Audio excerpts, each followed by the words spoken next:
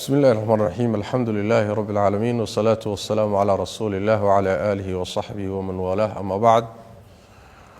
ودرسيني لواد تفسير كي جزء عامة رمضان كان قلت لك لي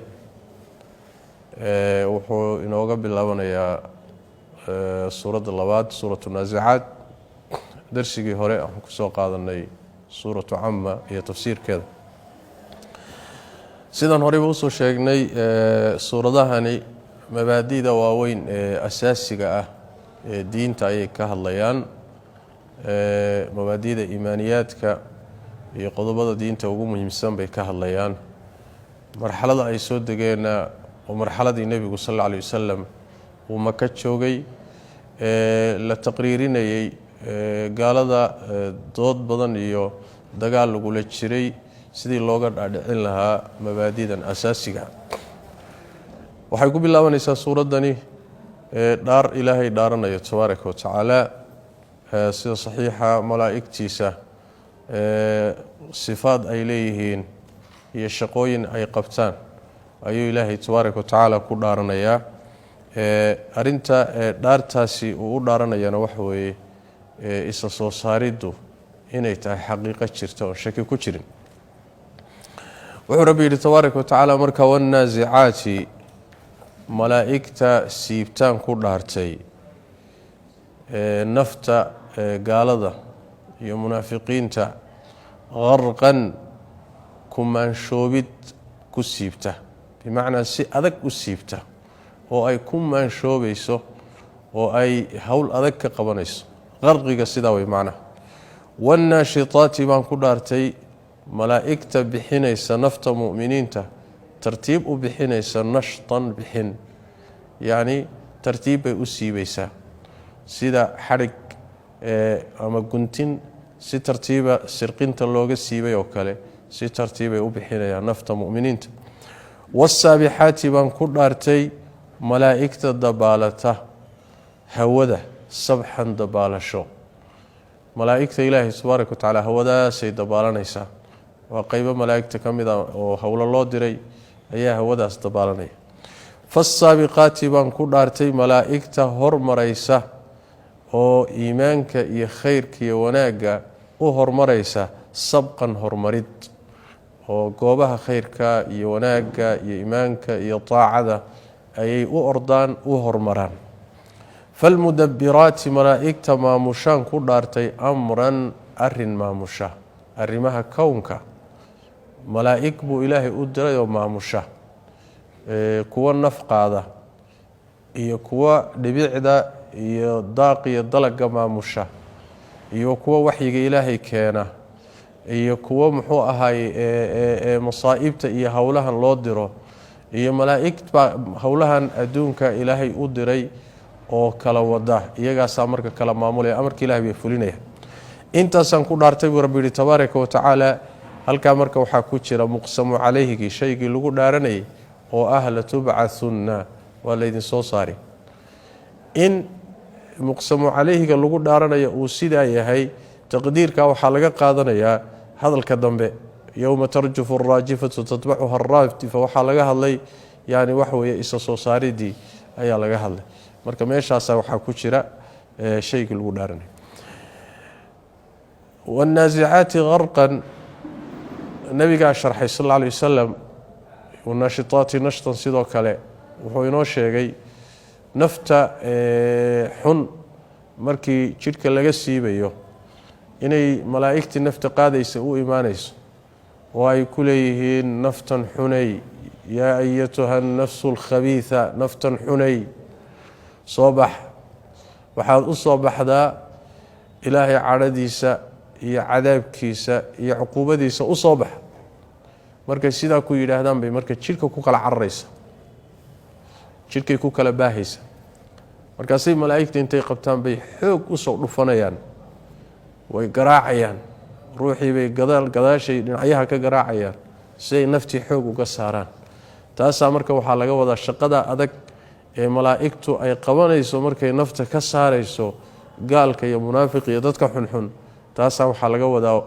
yani wanaazicaati qarqan malaa'igta nafta xun siibta gharqan maanshoobid si adag u siibta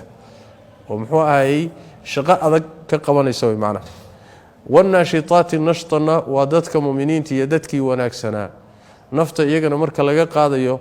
malaa'igtii qaadaysay baa la hadlaysa waxay leedahay naftan wanaagsanay yaa ayatuha nafsu tayiba naftan wanaagsanay soo bax waxaad u soo baxdaa ilaahay naxariistiisa ridihiisa u soo bax baa la leeyahay markaasay si tartiiba iskeenaysaa jirkay tartiib uga soo baxaysaa markaasuu malakul mowt qaadayaa marka taana waxaa tilmaamaysa wannaashitaati nashtan waxaa laga dhigay sidii xadhig guntanaa oo suryadii sirqintiisa ayarsaa loo furayoo sidaa si tartiiba u kala furmay ayaa laga dhigay marka si tartiibay u qaadayaan wasaabixaati sabxan fasaabiqaati sabqan waa malaa'igtaasi hawada dabaalanaysa iyo kuwa khayraadka u kala orotamaya u dhaqtamaya falmudabiraati amran waa malaa'igta kownka maamulayse ilaahay amaradiisa fulinaysa kownka ku fulinaysa ayaa laga wadaa intaasaan ku dhaartay buu alla yidhi tabaaraka watacaala maxay tahay waa laydin soo saari waay arrintan aad ka muransantihiin dooda ka qabtaan xaqiiqo dhici doonta waay yowma tarjufu raajifatu goormay dhacaysaa waay yowma maalin baa laydin soo saari tarjufu ay gilgilanayso alraajifatu tii gilgilanaysa tatbacuhaa xaal ay raacayso alraadifatu tii daba socotay ee fangalaysay yowma maalinkaasi yani mid gilgilanaysa ayaa imaanaysa kownkana gilgili doonta yowma tarjufu araajifa waa afuufista hore ee buunka waa kaan ku soo marnay suuratu cama darsigeenni shalay yowma yunfaqu fi suur buunkaa la afuufi doona afuufistaasi waa 2 goor marka horaa la afuufayaa waa markaasi adduunka la gebagabaynayo ee la halaagaya la baabi'inayo mar labaad baa la afuufi doonaa markaana waa marka la soo noolaanayo dib loo soo noqonayo marka hore ee afuufista hore waxaa dhacaya gariir iyo gilgilasha dhacaya wax walba waa ruuxanaya qayladaasi markay dhacdo wax walba waa ruuxaya marka yowma tarjufu araajifa ayadii baa gilgilanaysa ruuxanaysa makhluuqaadkii oo dhanna way ruuxaysaa waa gilgilaysaa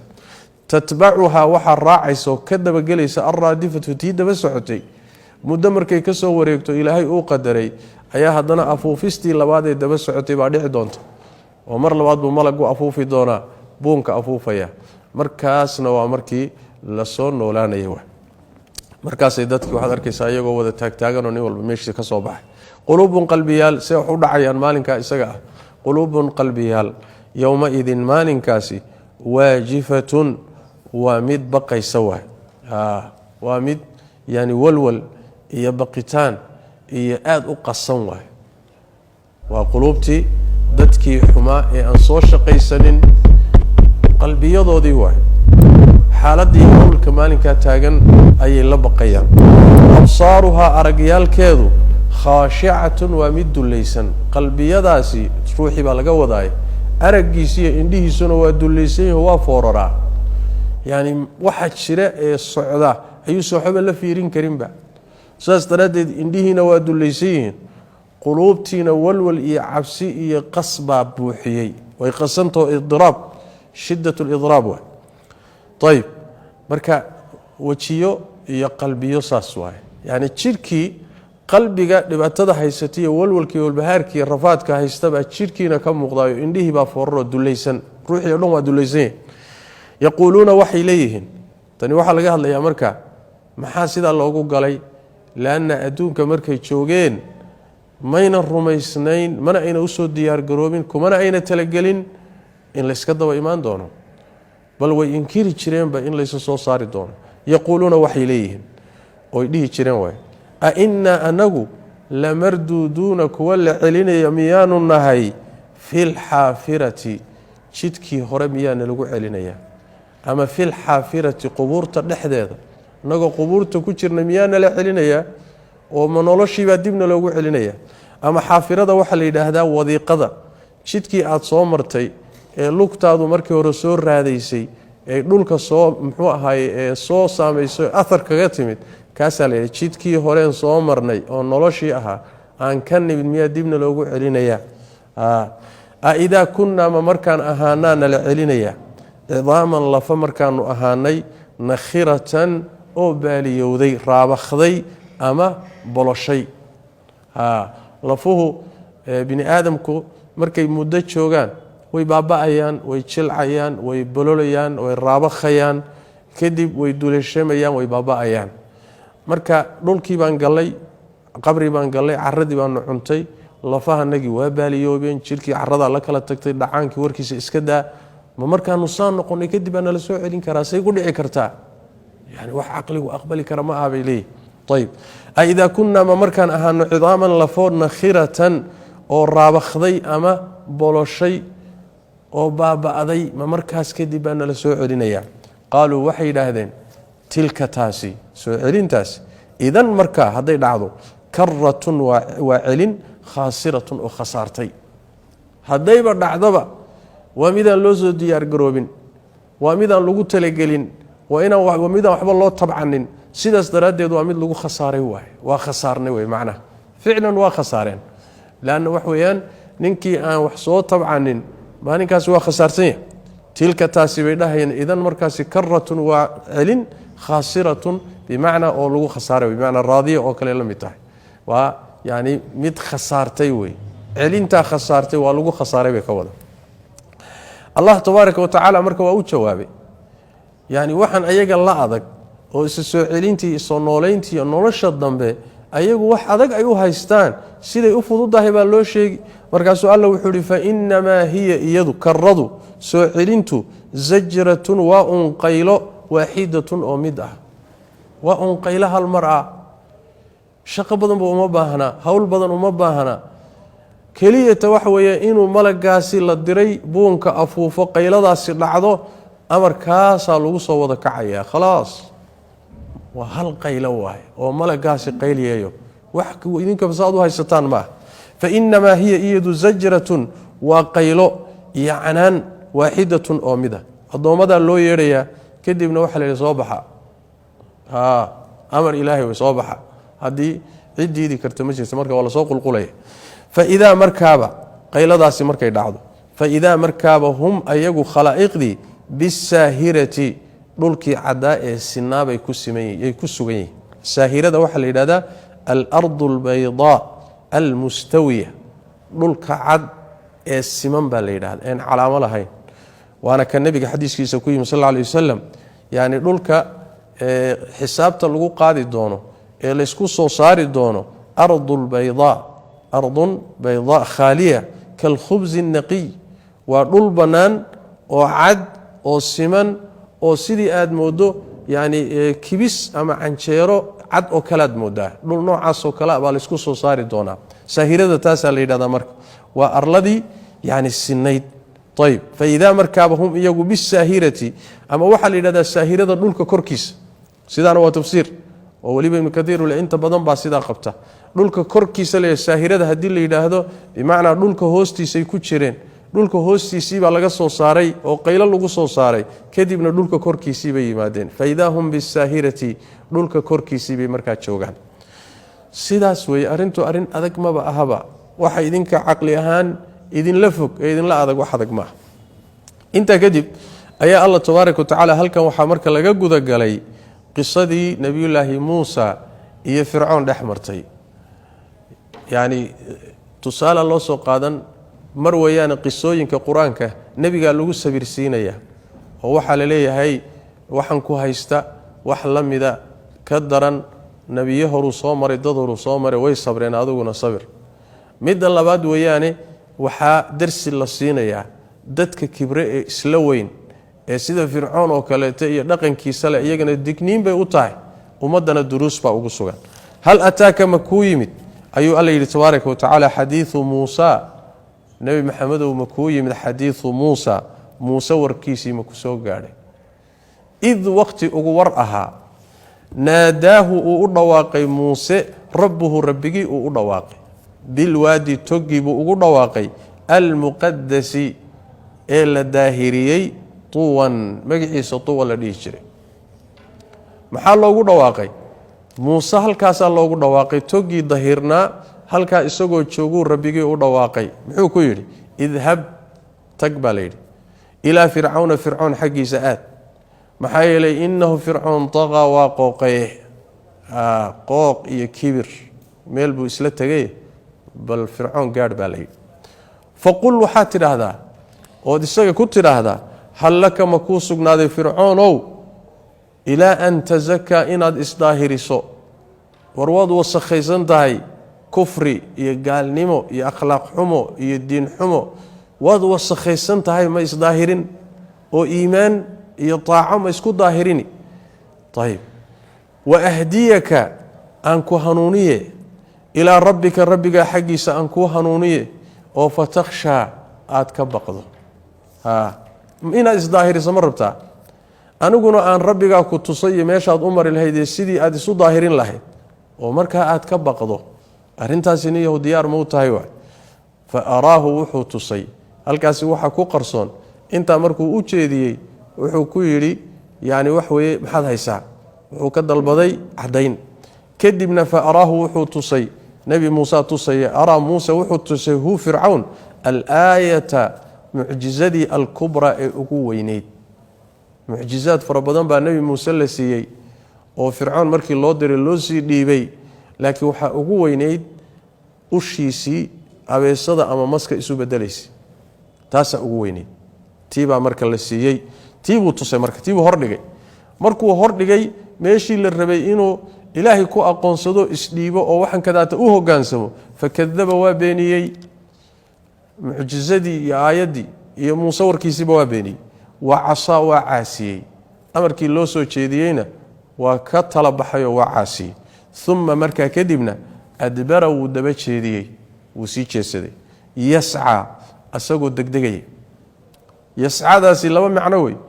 ama meehee markii ushii uu tuuray muuse calayhi salaam oo usii abeesho ay isu rogtay ayuu lafahaga la baxsay markaasuu carar bilaabay yasca mise waxa weeye yascadu waxaa laga wadaa wuxuu ka shaqeeyey oo u degdegay siduu u burin lahaa waxan uu la yimid muuse calayhi salaam faxashara markaasuu soo kulmiyey orod buu marka galay iyo dadaal faxashara wuxuu soo kulmiyey saxaradiisii buu soo kulmiyey yacni degmooyinkii iyo magaalooyinkii buu dad u kala diray wuxuu yidhi hala ii keeno culimadii sixirka hala ii keeno faxashara waa soo kulmiyey marka uu soo shiriyey fanaadaa waa dhawaaqay qowmkiisii buu isu keenay shir weyn buu qabtay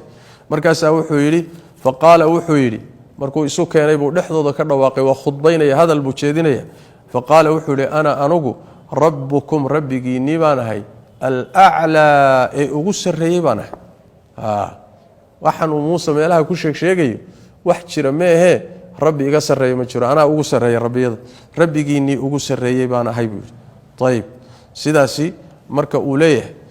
mar kaleetana wuxuu yidhi maa calimtu lakum min ilaahin hayri maa calimtu lakum min ilaahin hayri ilaahaan aniga ahayn idinma ogi mar kalena saasuu yidhi ayib faakhadahu allahu ilaahay baa marka qabtay markuu sidaa sheegtay faakhadahu allahu allah qabtay ninka la yidhaahdo fircawn nakaala alaakhirati midii dembaysay cuquubadeedii lagu cibro qaadanayay ayuu ilaahay ku qabtay waluulaa wanakaala aluulaa midii hore cuquubadeedii lagu cibro qaadanayayna ilaahay baa ku qabtay yacni wax weeyaan midda hore cuquubo waxaa la marsiiyey dadka kale darsi iyo waxay ku cibro qaataan u ah midda dambena sidoo kale maxaa laga wadaa midda hore iyo midda dambe sida uu rajaxay ibnu kathiir caleyh raxmatullah wuxuu leeyahy waxaa laga wadaa tan horena tan dambena waxaa laga wadaa aakharo tan horena waxaa laga wadaa adduunyada oo adduunyadana dee waa kii la halaagay oo isagii ciidamadiisii wixii la socdayba badda la raaciyey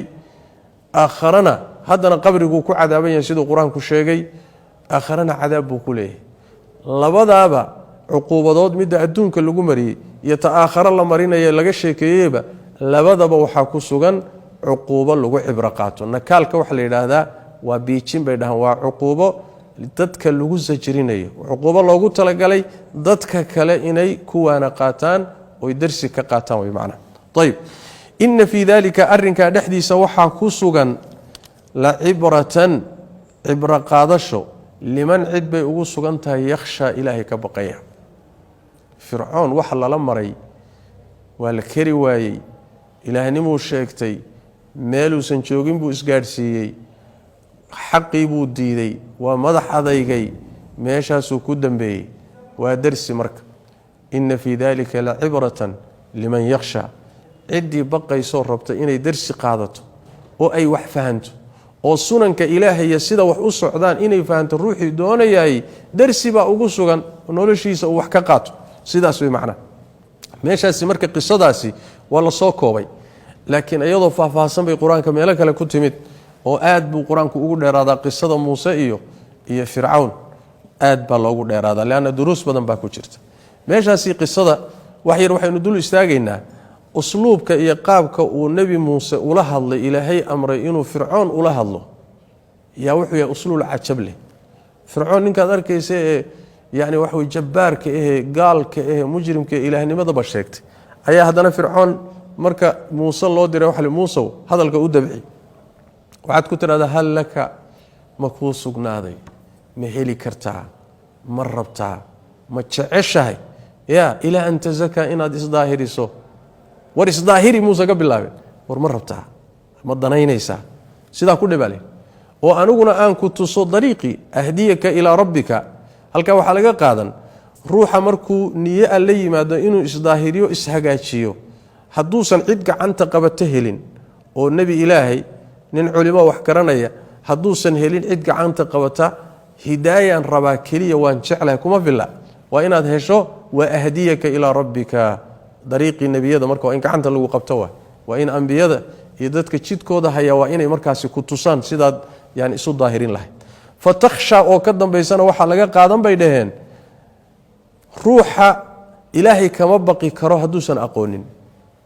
إنما يخشى الله من عباده العلماء إلهي وحكم بقدتك يقانا ساسوي معنا مركا هذا الكادب عسن كلها ليلي واسيد أصلك وعدتك مركا دعوة الدين تلو قد بني ساسا أصلا فقولا له قولا لينا لعله يتذكر أو يخشى سورة طه فرعون marka adu tagtaan Muuse iyo Haaruun hadal dabacsan oo jilicsan ku dhaha waxa laga yaabaa inuu waana qaato inuu Ilaahay ka boqo waa suurtagal ah yani hadalka u dabciye yani usluub saxsan inta markii qisadaasi laga soo hadlay ayaa markale waxa dib loogu noqday mas'aladii ahayd isa soo saarida iyo nolosha dambe inay jirto aad buu quraanku u dul istaagaabaan ilaana furo way mas'aladaas hadday barumeeyaan in la soo noolayn doono mabaadiida kalena way qaadanayaan taas marka aad loogu dul istaagay tiiba marka dib loogu noqdo adiladeedii baa la tusaya ilaahay inuu awood u leeyahay inuu dib u soo nooleeyo wuxuu alla yiri antum idinka miya kuwi inkirsanaa isa soo saarida la hadlaya oo quraysh iyo gaaladii muxuu carabta u badnaa antum idinka miya ashaddu adayg badan khalqan xagga abuurista أم أمس السماء مس السماء واه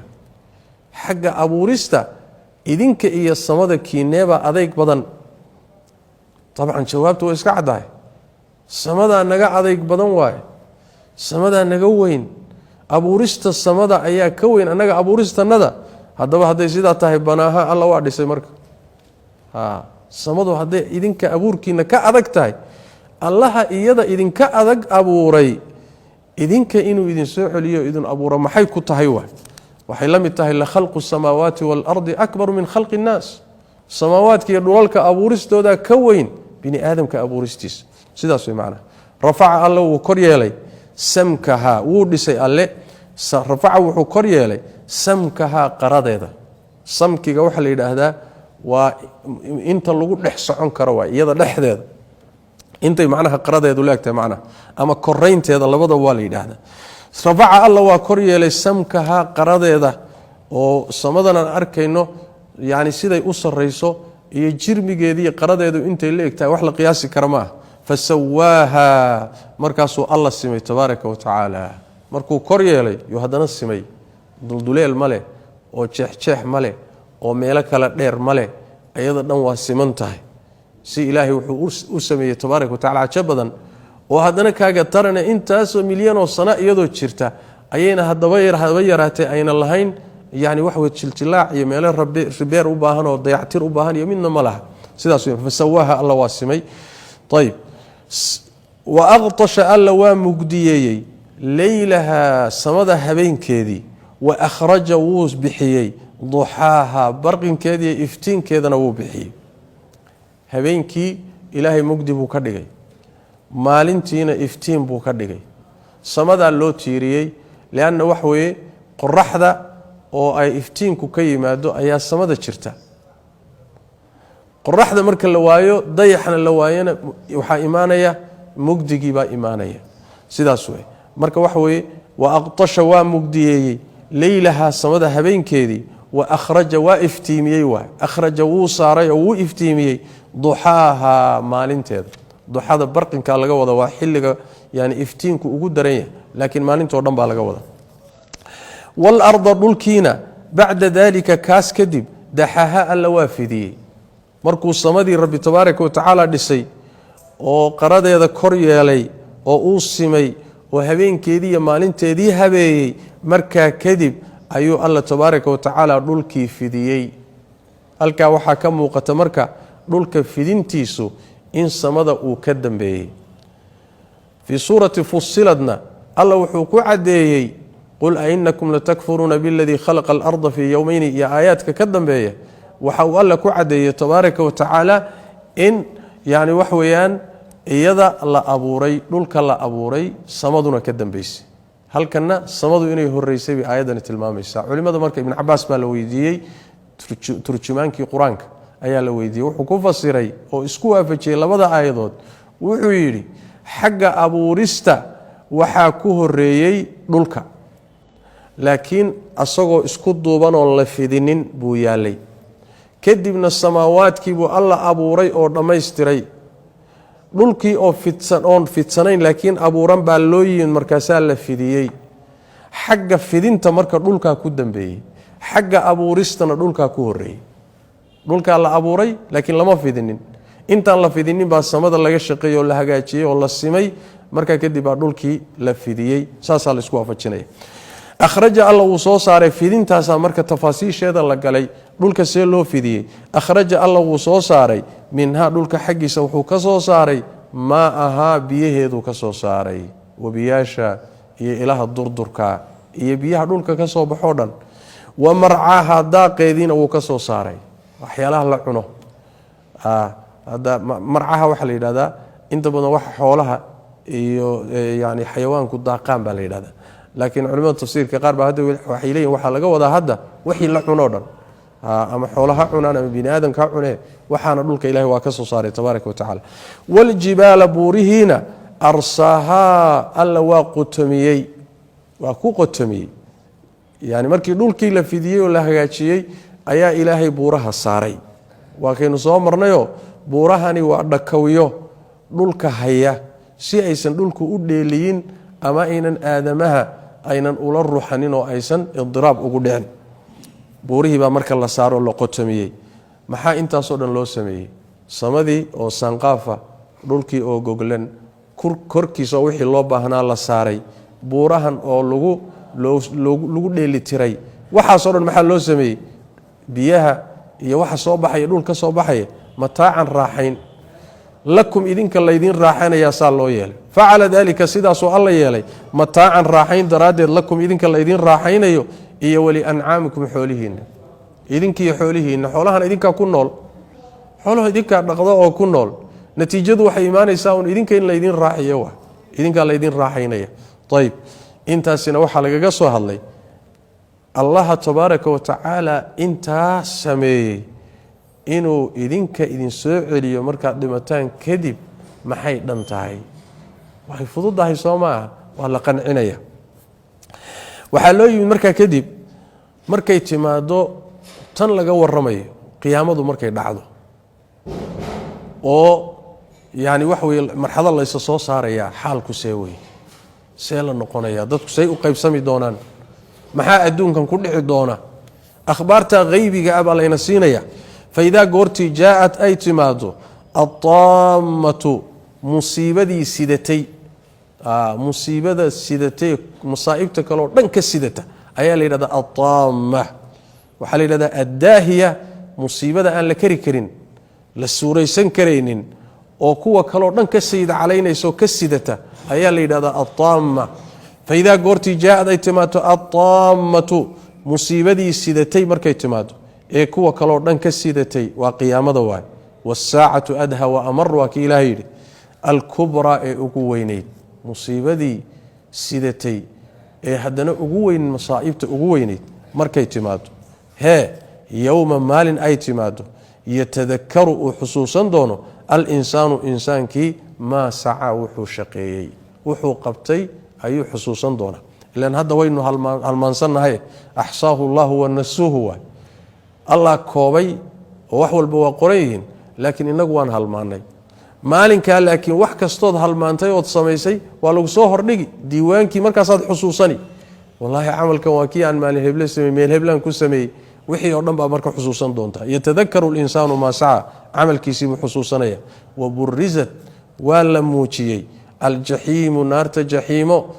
liman cid baa loo muujiyey yaraa arkaya. khalqigoo dhan waay, yani ciddii inay aragta rabto oo dhan bannaankaa la keenay. bannaankaa la keenay, waa la soo muujiyey, wax qarsoon ma aha. jaxiimo bannaankaa la keenay. leanna wax weye marka addoommada lala xisaabtamayo qiyaamada la tago, sida xadiiska nebiga ku sugan sal alla alay wasalam, ayada oo 70 kunoo hoggaan lagu hayo ayay soo fakfakanaysaa, oo khalaa'iqdan meesha la xisaabinahayayba rabtaaba inay leeftaba oy qaadato. marka waa la soo muujiyey. fa amaa man ruuxii sidaa markay dhacdo see la noqonaa marka? fa amaa man ruuxii taqaa qooqay, adduunka markuu joogay buu qooqay, waa kibray, waa isla weynaaday, waa la keri waayey, xadhiguu goostay. fa amaa man taqaa ruuxii qooqay oo wa aahara doorbiday alxayaata noloshii addunyaa ee dhoweyd, waa tan aynu joogno ama liidatay, taasuu doorbiday oo uu doortay oo qaatay. wuxuu ka doorbiday midda dambe, ama diintiisa iyo aakhiradiisiibuu ka doorbiday oo middanuu ka doortay. middanuu dhaldhalaalkeeda iyo macmacaankeeda iyo waxeedaasuu u xishay. tii aakhare iyo wixii gaadhsiin lahaana taasuu ka doorbiday oo ka hormariyey ruuxa isaga ah. fa ina aljaxiima naarta jaxiima hiya iyada ayaa alma'waa hoyaad ah, hoy kale ma leh. halkaasuu ku dambaynaya jaxiimo ayaa hoygiisa ah, walciyaadu billaah. kaasi waa sidaa waay, waa ruuxii qooqay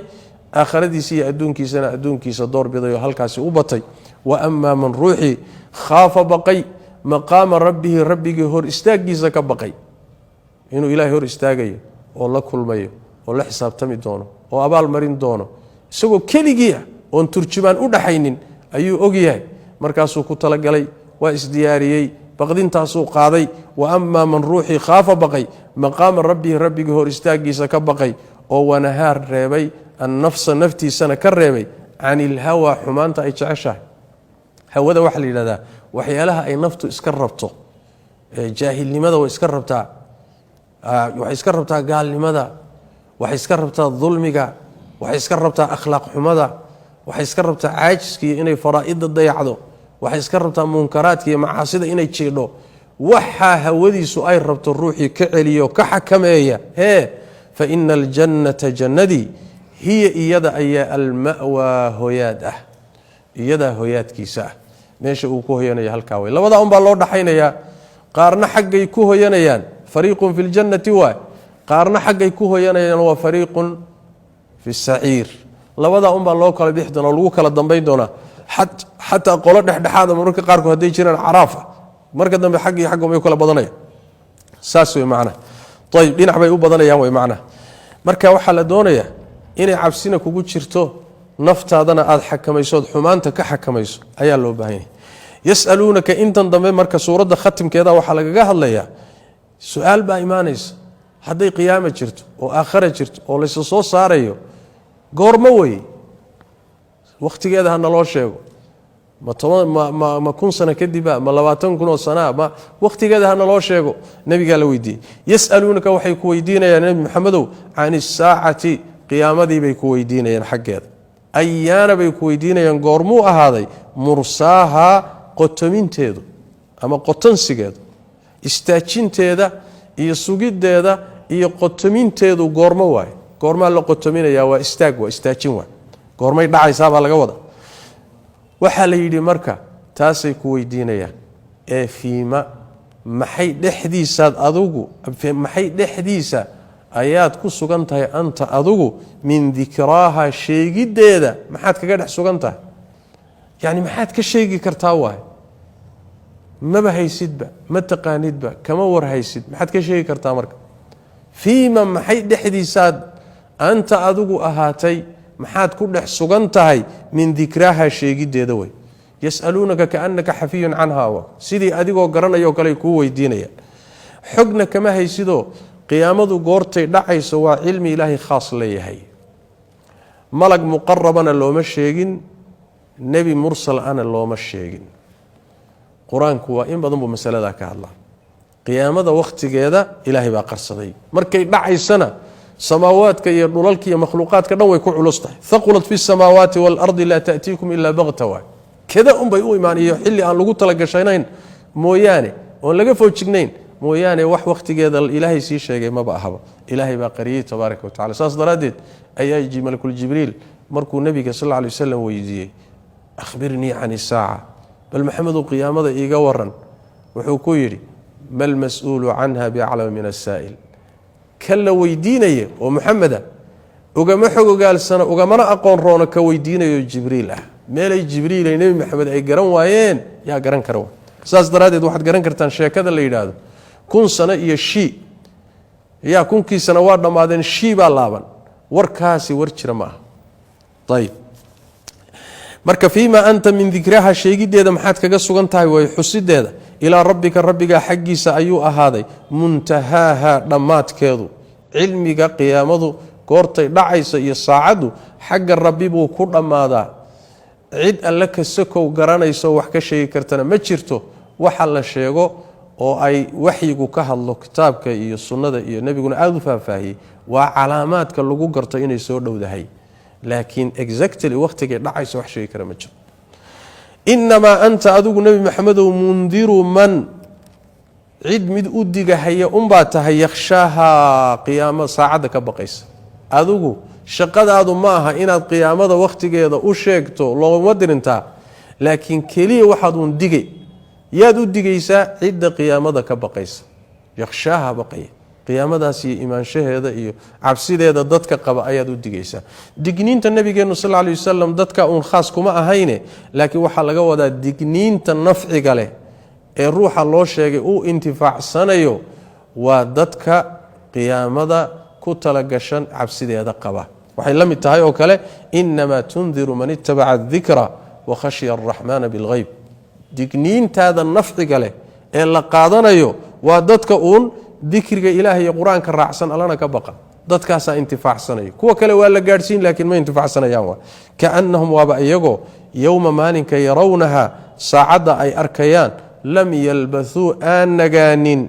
adduunkii aan ku nagaanin ama qubuurtii ama labadoo isku dar ilaa cashiyatan galab mooye gelin dambe aw amase duxaaha barqinkeedii ama gelinka hore mooyaane markii la soo saaro oo bannaanka la keeno oo la yidhaahdo war inteebaad adduunka ku noolaydeen waxay leeyihiin ma gelin horaan joogno kolley maalin dhammaystiran maba ahayne talo ma gelin horay ahayd mise gelin dambay ahayd cashiyada waxaa la yidhahdaa duhurka laga bilaabo ilaa qorax